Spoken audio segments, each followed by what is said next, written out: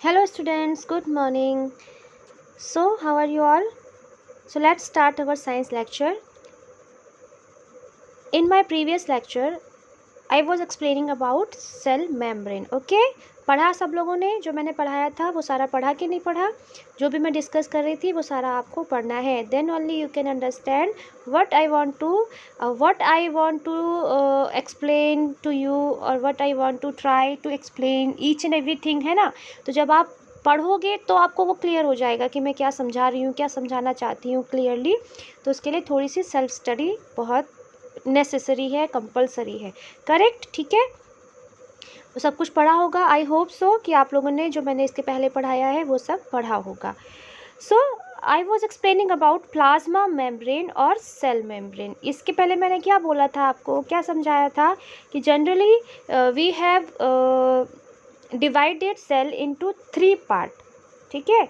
First cell membrane, cytoplasm and then nucleus. Generally mostly जैसे कि simple बात करो आप, तो आपको सिंपल समझाना है किसी को तो आप बोल सकते हो it can divided into 3 parts, 3 main parts. First cell membrane, then cytoplasm, then nucleus. So today we'll study about plasma membrane or cell membrane. Our first topic is plasma membrane. So I have explained little bit about this. So फिर से एक बार देख लेते हैं. What is plasma membrane और cell membrane? जो covering होती है, outer most covering of the cell is called cell membrane. Why it is called plasma membrane? Because it is made up of lipid. ठीक है, इसलिए उसको क्या बोला हमने? Plasma membrane. प्लाज्मा की बनी होती है, लिपिड की बनी होती है. That's why it is also called plasma membrane. So outer most covering of the cell is called cell membrane. ठीक है. तो वो सेल मेम्ब्रेन जो होती है, it separate cell from external environment. तो ये उसको सेपरेट करने का काम करती है. एंड ये क्या होती है, मेम्ब्रेन जो होती है, ये इसमें क्या होते हैं, पोर्स होते हैं. पोर्स मतलब छोटे छोटे इसमें छेद होते हैं. पोर्स मतलब क्या होता है? छेद ही होता है. ठीक है. पोरस होती है. Cell membrane is porous. Why? And also one quality of plasma membrane is it is semi permeable. So function of pores is it permits, it allow entry and exit of some material in and out of the cell. We know that in a cell so many activities are going and so many materials can get into the soil and out in the soil. ठीक है. Movement दोनों direction में होता है, inside the cell, from inside to outside the cell. ठीक है. तो उसके लिए कोई ना कोई तो पाथवे होना चाहिए. That's why cell membrane is porous and semi permeable. What is the meaning of semi permeable? सबको अलाउ नहीं करती है, कुछ मटेरियल्स को ही अलाउ करती है. ठीक है. Selectively permeable, this is proper name. Selectively permeable, not semi permeable. क्या बोलेंगे हम? Selectively permeable. सेलेक्टिव चीज़ों को ही अंदर और बाहर जाने देती है. तो कौन कौन सी चीज़ क्लियर हुई? First point, this is the outer covering of the cell. Because this is outer covering of cell, so the function of cell membrane is it separates cell from the outside environment. ठीक है. Inner environment जो है, cell के अंदर जो चीज़ें हैं, separate करती है आउटसाइड, आउटर जो है चीज़ें उनसे. सेकंड, शेप प्रोवाइड करती है. बिकॉज अब जो भी है मेम्ब्रेन वो शेप तो प्रोवाइड करेगी. ठीक है. दूसरा, इट अलाउ मटेरियल, क्या अलाउ करती है कि वो उसके अंदर जाए और बाहर आए, बट सेलेक्टिवली.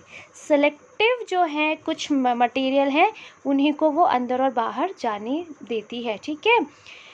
अब one question arise here, how does the movement of substances take place into the cell? ये तो हमने पहले भी पढ़ा हुआ है ना. ये तो हमने 8th में और पहले भी पढ़ा है कि सेल की मेम्ब्रेन जो होती है सेलेक्टिवली परमेबल होती है, सेल के अंदर बाहर जाते हैं. अब क्वेश्चन ये है कि कैसे जाते हैं. मूवमेंट ऑफ सब्सटेंसेस कैसे होता है inside and outside of the cell. How do substances move out of the cell? So this is the question. So let's clear this. Like gaseous exchange. We know that, अभी plant का example ले लेते हैं। Plant में क्या होती है, photosynthesis होती है, करेक्ट। फोटोसिंथेसिस क्या होती है, food making process of plants. With the help of photosynthesis plants can make their food with the help of carbon dioxide, water, in the presence of sunlight, और क्या होता है, क्लोरोफिल जो लीफ में होता है वहाँ पर होता है। कौन सी गैस यूज़ होती है फोटोसिंथेसिस में, कार्बन डाइऑक्साइड। तो वो सेल के अंदर जाती होगी ना, प्लांट के अंदर जाती होगी ना, ठीक है। तो कैसे, अब हर जगह तो सेल बना हुआ है, हर जगह जो है कोई भी ऑर्गन है, कोई भी ऑर्गेनिज्म है, made up of sales only. तो सेल का हमने स्ट्रक्चर देख लिया कि सेल मेम्ब्रेन से वो कवर्ड होते हैं। तो वो अंदर तो जाती होगी कार्बन डाइऑक्साइड, तो उन्हीं पोर्स से जाती होगी, ठीक है, वो उसे अलाउ करते हैं। ऑक्सीजन रिलीज होती है आफ्टर फोटोसिंथेसिस, वो भी बाहर निकलती होंगी, इसे बोलते हैं हम गैसियस एक्सचेंज, ठीक है। So some substances like carbon dioxide और oxygen can move across the cell membrane by the process called diffusion. Underline this sentence. क्या diffusion? What is diffusion? Diffusion is the movement of material. Listen carefully what I am saying. Diffusion is the movement of gaseous molecule. Mainly हम diffusion gaseous molecules की बात करते हैं, ठीक है। तो movement of gaseous molecules from higher concentration to lower concentration, ठीक है, ये होता है diffusion. सो गैस का जो एक्सचेंज होता है किससे होता है, डिफ्यूज़न से होता है, ठीक है। We have studied the process of diffusion in earlier chapters. We saw that there is spontaneous movement of a substance from a region of high concentration to a region where its concentration is low. As it is definition जो मैंने बोली वही है कि diffusion is the movement of molecules or particles from higher concentration to lower concentration, ठीक है, ये होता है diffusion. Example इसका बहुत सिंपल है, जैसे एक रूम में हम एक कोने में जाके स्प्रे करें, डीओ लगाएं, तो थोड़ी देर में, थोड़ी मीन्स कुछ सेकंड्स भी नहीं लगते, पूरे में वो हमें उसकी फ्रेगनेंस, उसकी खुशबू आने लग जाती है with the process of diffusion, ठीक है। तो वो जो पार्टिकल्स हैं, गैस के मॉलिक्यूल्स हैं, बहुत तेज़ी से रैंडमली स्पीड में बिल्कुल मूव करते हैं और पूरे में पूरा इक्वल कर देते हैं कंसनट्रेशन को, ठीक है। तो कुछ ऐसा ही सेल के साथ होता है जब फॉर एग्जांपल सब सब्सटेंस लाइक कार्बन डाइऑक्साइड क्या होती है, सेलुलर वेस्ट होती है, ठीक है, and requires to be excreted out by the cell. जैसे हमारी बॉडी में कार्बन डाइऑक्साइड इकट्ठी हो गई तो हम उसे एक्सक्रीट आउट करते हैं, हम उसे एक्सेल करते हैं, ऑक्सीजन को इनहेल करते हैं और कार्बन डाइऑक्साइड को एक्सेल करते हैं, उसे रिमूव करना पड़ता है हमें अपनी बॉडी में से, अपने सेल्स में से। तो जब ये हाई कंसंट्रेशन उसका एक्यूमुलेट हो जाता है सेल में, ठीक है, फिर से रिपीट करती हूँ, something similar to this happens in cells when for example some substance like carbon dioxide which is cellular waste and requires to be excreted out by the cell accumulated in high concentrations inside the cell. In the cell's external environment the concentration of carbon dioxide is low as compared to the inside the cell. क्या हुआ, ज़्यादा बढ़ गई carbon dioxide inside the cell, जबकि बाहर क्या है, carbon dioxide का परसेंटेज कम है। तो क्या होगा, अंदर जो सेल है, सेल के अंदर जो कार्बन डाइऑक्साइड है वहाँ कंसंट्रेशन ज़्यादा हो गया, तो फिर वो इक्वल करने के लिए इनसाइड से आउटसाइड कार्बन डाइऑक्साइड मूव करेगी थ्रू डिफ्यूज़न। आया समझ में, कैसे क्या डिफरेंस क्रिएट हो गया, कार्बन डाइऑक्साइड की कंसंट्रेशन का डिफरेंस क्रिएट हो गया inside the cell and outside the cell. तो जैसे कंसंट्रेशन हाई होगा वो मूवमेंट शुरू हो जाएगा, ठीक है। तो क्या होगा, CO2 moves out of the cell from a region of high concentration to a region of low concentration, ठीक है, यही प्रोसेस हो गई डिफ्यूज़न। ये आपको मैंने पहले भी पढ़ाया है, करेक्ट। सिमिलरली ऐसे ही क्या होगा, ऑक्सीजन एंटर करती है सेल में, ये भी डिफ्यूज़न के जैसे होता है, ठीक है। तो कैसे होगा, जब कंसंट्रेशन जो है ऑक्सीजन की लेवल या कंसंट्रेशन ऑक्सीजन का है सेल के अंदर डिक्रीज हो जाएगा, बाहर ज़्यादा है तो बाहर से अंदर, एक्सटर्नल एनवायरनमेंट से इनसाइड वो मूव करेगी, किससे, डिफ्यूज़न से, ठीक है। ये समझ में आ गया सबको, ओके, बहुत इजी है, कोई भी इसमें कोई ऐसा नहीं है कि बहुत समझ में ना आ रहा हो, कि जहाँ हाई कंसंट्रेशन हुआ गैस का, कार्बन डाइऑक्साइड का या ऑक्सीजन का, और जिधर लो हुआ तो गैस जो है वो हाई से लो की तरफ मूव करती है, this is diffusion. Water also obeys the law of diffusion. Water में भी ऐसा होता है, लेकिन उसको हम क्या बोलते हैं, ऑस्मोसिस बोलते हैं, ठीक है। The movement of water molecules through such a selectively permeable membrane is called osmosis, as I told you। उसे क्या बोलते हैं हम, osmosis बोलते हैं। osmosis का एक बहुत सिंपल एग्जांपल क्या है, जो हम स्प्राउट्स बनाते हैं, when we like gram and moong, है ना, ये यूज़ करते हैं ना हमने रात में पानी में भिगो के रख दिए, तो सुबह देखते हैं ना हम वो कितने स्वेल हो गए होते हैं, बिकॉज ऑफ ऑस्मोसिस, ठीक है। ये होता है ऑस्मोसिस। क्या होता है इसमें, वाटर जो होता है वो मूव करता है। The movement of water, proper definition जो होगी, द मूवमेंट ऑफ वाटर, जो भी एक्टिविटी है ऑस्मोसिस की, अक्रॉस द प्लाज्मा मेम्ब्रेन, अभी हम सेल की बात कर रहे हैं ना, ठीक है। So the movement of water across the plasma membrane is also affected by the amount of substance dissolved in water। उस पर भी डिपेंड करता है कि जो उसमें है, उसमें जो सब्सटेंस है डिजॉल्व है वाटर में। इसलिए osmosis is the passage of water from a region of high water concentration, ये ध्यान रखना है आपको, ठीक है। High water concentration through a semi permeable membrane to a region of low water concentration, ये वर्ड याद रखना है आपको, हाई वाटर कंसंट्रेशन और लो वाटर कंसंट्रेशन, ये चीज़ ध्यान रखनी है, ठीक है। तो क्या हो गया osmosis, the movement of water across the plasma membrane is also affected by the amount of substance dissolved in water। thus osmosis, यहाँ से definition start होगी, osmosis is the passage of water from a region of high water concentration through a किसके, semi permeable membrane. अब देखो उसमें membrane की ज़रूरत नहीं पड़ रही थी हमें, है ना, उसके भी हो जाएगा बिना उसके भी, इसमें क्या, through a semi permeable membrane to a region of low water concentration, है ना। डिफ्यूजन भी होता है उसमें प्लाज्मा मेम्ब्रेन से, वो उसमें भी हो जाएगा, और ऑस्मोसिस भी हो जाती है, ठीक है। तो वही किया हमने। What will happen if we put an animal cell or a plant cell into a solution of sugar or salt in water? As I told you, osmosis is also affected by the amount of substance dissolved in water। This sentence is very important कि movement जो है water का, इस पर भी depend करता है कि वाटर में आपने क्या सब्सटेंस डिसॉल्व कर रखा है। क्योंकि कैसे होगा मूवमेंट, हायर वाटर कंसंट्रेशन से लोअर वाटर कंसंट्रेशन की तरफ होगा, ये ध्यान रखना है आपको। तो अगर आप क्या करें, हम एनिमल सेल या प्लांट सेल को हम शुगर या सॉल्ट सॉल्यूशन में रखें तो क्या होगा, ठीक है। अब देखो क्या हो सकता है, तीन चीज़ें हो सकती हैं। One of the following three things could happen. First, if the medium, ध्यान से सुनना है, ठीक है, if the medium surrounding the cell has a higher water concentration then the cell, it means what, जो मीडियम है उसमें वाटर कंसंट्रेशन ज़्यादा है, ठीक है, वाटर ज़्यादा है, सेल के अंदर कंसंट्रेशन वाटर का कम है, वाटर का अमाउंट कम है, तो क्या होगा, meaning that the outside solution is very dilute. जहाँ पर वाटर का कंसंट्रेशन ज़्यादा होगा उसे डाइल्यूट बोलेंगे, ठीक है, जहाँ पर कम होगा उसे कंसंट्रेटेड बोलेंगे, ये ध्यान रखना हमेशा, ठीक है। अब देखो हमने पानी भरा एक बॉल में, ओके, ग्लास में जिसमें भरना है, उसमें हमने डाल दिए थोड़े से चने, ग्राम या मूंग। अब बताओ मुझे कि वाटर कंसंट्रेशन कहाँ ज़्यादा है, तो जो पानी भरा है हमने बर्तन में उसमें ज़्यादा है, उस सीड के अंदर वाटर का कंसंट्रेशन ज़्यादा नहीं है, वाटर का अमाउंट ज़्यादा नहीं है, ठीक है। उसमें तो क्या, उनका फूड स्टोर फूड होता है, उसमें वाटर का अमाउंट उतना नहीं होता है, तो वाटर कहाँ मूव करेगा, जहाँ ज़्यादा है वहाँ से कम की ओर जाएगा। तो आउटर जो आपने पानी भरा है बर्तन में, उससे वो सीड के अंदर मूवमेंट करेगा। आ गया सबको समझ में, ठीक है।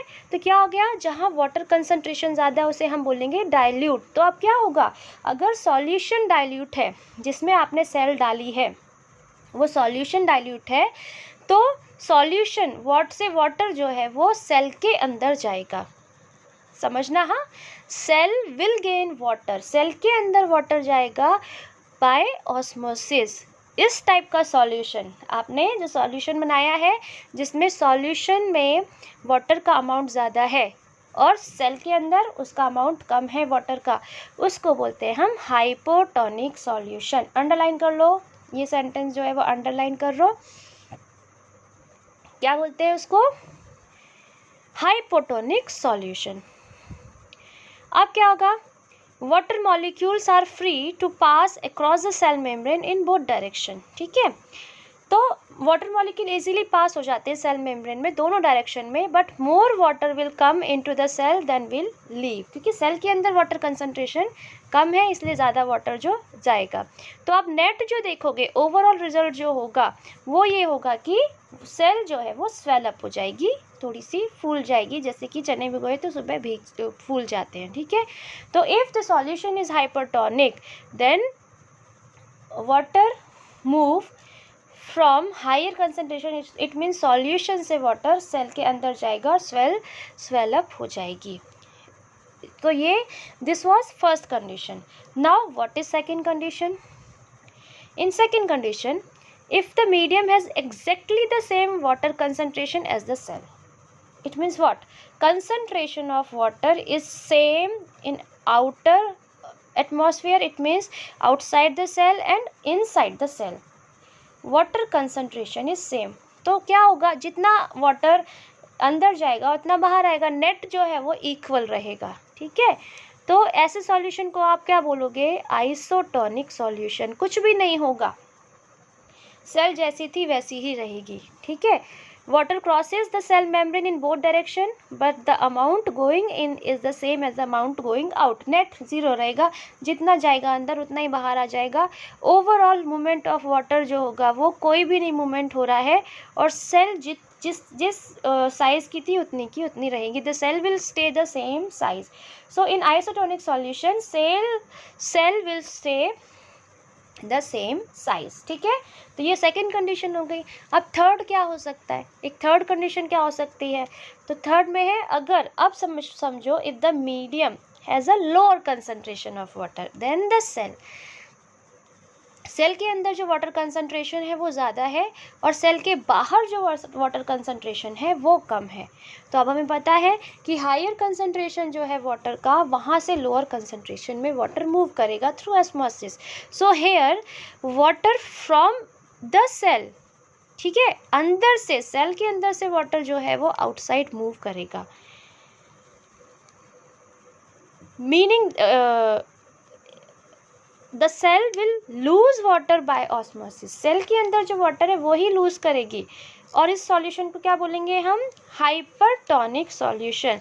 पहला था हमारा हाइपोटोनिक सॉल्यूशन, सेकंड हमारा आइसोटोनिक सॉल्यूशन, और थर्ड हो गया हाइपरटोनिक सॉल्यूशन। ओके, आ गया समझ में सबको? तो अब इसमें क्या हो गया, अगेन वाटर जो है दोनों डायरेक्शन में जाएगा। ठीक है, लेकिन इस टाइम क्या होगा, सेल के अंदर से ज़्यादा वाटर बाहर आएगा। ओके, तो सेल जो है वो श्रिंक हो जाएगी। पहली कंडीशन में जो सेल के अंदर पानी जा रहा था and cell become swell up हो जाती है, but in this condition cell will shrink, सिकुड़ जाएगी। सो इन हाइपरटोनिक सॉल्यूशन में अगर आपने हाइपरटोनिक सॉल्यूशन में सेल को डाला है तो after some time you can observe that cell will shrink. तो इसका एग्जांपल मैं देखो पहला दिया आपको कि जो हम मूंग और चने भिगोते हैं, हाइपरटोनिक का करना है आपको, तो आप शुगर सॉल्यूशन बनाओ बहुत ज़्यादा गाढ़ा सा, उसमें सेल डालोगे तो सेल के अंदर का जो भी है वाटर, साइटोप्लाज्म, वो बाहर आ जाता है। ठीक है, श्रिंक हो जाती है। तो ऑस्मोसिस क्या हो गया, मैंने तुम्हें डिफ्यूज़न बता दिया, सबको समझ में आ गया डिफ्यूज़न। ऑस्मोसिस भी कुछ ऐसा ही है, तो हम क्या बोलेंगे? Osmosis is a special case of diffusion through a selectively permeable membrane. ठीक है, ये है डेफिनेशन। और कुछ ऑस्मोसिस के बारे में आपको लिखना हो तो आप ये लाइन लिख सकते हो, you can underline this 2 lines. ठीक है, now let us try out the following activity. चलो कर लेते हैं, ऑस्मोसिस की ही कुछ एक्टिविटी है वो करके देख लेते हैं। ठीक है, क्या करना है? Osmosis with an egg. Egg में बहुत इजीली दिख जाता है हमको। जो हाइपोटोनिक वाला है वो तो हम आराम से देख सकते हैं। ठीक है, हाइपोटोनिक तो हम अपने घरों में हम बनाते ही हैं, जो स्प्राउट्स हम खाते हैं वो हम उसी ऑस्मोसिस से ही होता है वो सारा। ठीक है, बट हम चलो ये एक्टिविटी पढ़ लेते हैं, ऑस्मोसिस विद एन एग। क्या करना है? इन पहला देखो क्या करेंगे हम? Remove the shell of an egg by dissolving it in dilute hydrochloric acid। जो शेल होता है एग का, उसको अगर आपको रिमूव करना है तो कैसे करते हैं हम उसको डाइल्यूट HCl जो है उसमें हम उसकी हेल्प से हम उसको रिमूव कर सकते हैं, ठीक है। देन अब ऐसा क्यों होता है, हाइड्रोक्लोरिक एसिड से क्यों रिमूव हो जाता है वो, क्योंकि shell is made up of calcium carbonate, mostly उसमें कैल्शियम कार्बोनेट होता है, तो वो HCl से जो होता है वो रिमूव हो जाता है, ठीक है। उसको डिसॉल्व करोगे तो वो रिमूव हो जाएगा, शेल जो है वो उसका रिमूव हो जाएगा। अब क्या है, क्योंकि उसमें अगर आप ऑस्मोसिस करोगे तो वो टफ हो जाएगा, वो बहुत हार्ड होता है, तो पहले आपको उसको रिमूव करना पड़ेगा, ठीक है। अब क्या है, उसमें एक बहुत थिन आउटर स्किन बचेगी, a thin outer skin now encloses the egg, ठीक है। अब उस एग को क्या करना है आपको, put the egg in pure water and observe after 5 minutes. देखो कितनी जल्दी प्रोसेस समझ में आ जाएगी, 5 मिनट्स में ही हो जाएगी, है ना। अदरवाइज़ हम जो वो स्प्राउट्स करते हैं उसे तो पूरी रात रखते हैं हम लोग। सो जब हमने उसके ऊपर की लेयर डिसॉल्व कर दी कैल्शियम कार्बोनेट की, तो बहुत थिन सी लेयर बचेगी, फिर उसे हम वाटर में रखेंगे एग को, प्योर वाटर में। उसके बाद 5 मिनट के बाद उसे ऑब्जर्व करेंगे। व्हाट डू वी ऑब्जर्व, क्या ऑब्जर्व करोगे, बहुत सिंपल है, अब तो आप आराम से बता ही सकते हो कि क्या इसमें ऑब्जर्वेशन क्या होगा। और एक चीज़ और ध्यान रखना है आपको कि जब मैं एक्टिविटी समझा रही हूँ तो मान लो मैंने तुम्हें ये एक्टिविटी पूछी एग्जाम में, लिखो, तो आपको पूरा अच्छे से लिखना होता है। कैसे, अगर मैंने ये पूछा कि अगर मैंने क्वेश्चन बोला show the activity with the help of egg showing osmosis process, तो आपको पूरा एम लिखा, उसके बाद एपरेटस और मटेरियल लिखा, कौन कौन से आपने एपरेटस या मटेरियल यूज़ किए हैं, वो जैसे एग है, फिर आपने मटेरियल में आप डाइल्यूट हाइड्रोक्लोरिक एसिड यूज़ करोगे, आप एक बॉल लोगे या जो भी है वाटर लोगे, ठीक है। ये सारी चीज़ें लिखनी पड़ेगी। Then you have to write procedure. After procedure क्या लिखते हैं हम, फिगर भी बना दोगे साथ में, प्रोसीजर के साथ फिगर बना दिया हमने। उसके बाद क्या लिखते हैं हम, ऑब्जर्वेशन। तो पूरा point wise step by step होनी चाहिए एक्टिविटी। और अब आपको अपने आप लिखनी भी आनी चाहिए, डिपेंड नहीं होना है कि जो इसमें दी हुई है, जो हमें क्वेश्चन आंसर है वही हम करेंगे। बीच में से भी क्वेश्चन बनाने आने चाहिए, और चैप्टर के बीच में से क्वेश्चन पूछे हैं तो उसके आंसर भी आपको आने चाहिए, ठीक है। तो ये चीज़ ध्यान रखनी है सबको कि सबको ये सारी चीज़ें समझ में आनी चाहिए, ताकि वो अपने आप क्वेश्चन बना सके और कहीं से भी मैं क्वेश्चन पूछूँ तो उसका आंसर दे सके, ठीक है। तो इस एक्टिविटी में क्या ऑब्जर्व करेंगे हम कि हमें पता है कि क्या होगा, कहाँ पर सॉल्यूशन जो है, वाटर कंसंट्रेशन कहाँ पर हाई है, तो सॉल्यूशन में, पानी में है, तो वहाँ पर वाटर जो है वो सेल के अंदर जाएगा, पास हो जाएगा ऑस्मोसिस से, और एग जो है वो स्वेल हो जाएगा क्योंकि वाटर जो है वो अंदर चला गया, ठीक है। दूसरा हम क्या करेंगे, सेम वैसा ही लेंगे एग डीशेल्ड, मतलब उसकी शेल जो है वो निकाल दी है, उसको हम डाल देंगे कंसनट्रेटेड सॉल्ट सॉल्यूशन, मतलब इतना बिल्कुल नमक घोल के सॉल्ट सॉल्यूशन बनाओ, बहुत ज़्यादा नमक डाल के, बहुत कंसनट्रेटेड हो जाए, और 5 मिनट के लिए डाल दो। अब वाटर का अमाउंट, वाटर का कंसनट्रेशन कहाँ ज़्यादा है, सेल के अंदर कि सेल के बाहर, एग के अंदर कि एग के बाहर। तो water concentration is high now in this situation, water concentration is high inside the cell, so water जो उसके अंदर का पार्ट है एग के अंदर का, वो बाहर निकल आएगा, इट मीन्स वो वाटर में आ जाएगा, और एग जो है वो श्रिंक हो जाएगी। क्यों, क्योंकि because of high concentration of water inside the egg, वो क्या हुआ, बाहर निकल आया और सॉल्ट सॉल्यूशन में मिक्स हो जाएगा, किस प्रोसेस से, ऑस्मोसिस से, ठीक है। तो ये हमने एक एक्टिविटी देखी ऑस्मोसिस की। सेम एक्टिविटी ट्राई कर सकते हो आप, रेजिन या फिर एप्रिकॉट्स होते हैं उसमें भी आप कर सकते हो, ठीक है, यही एक्टिविटी कर सकते हो।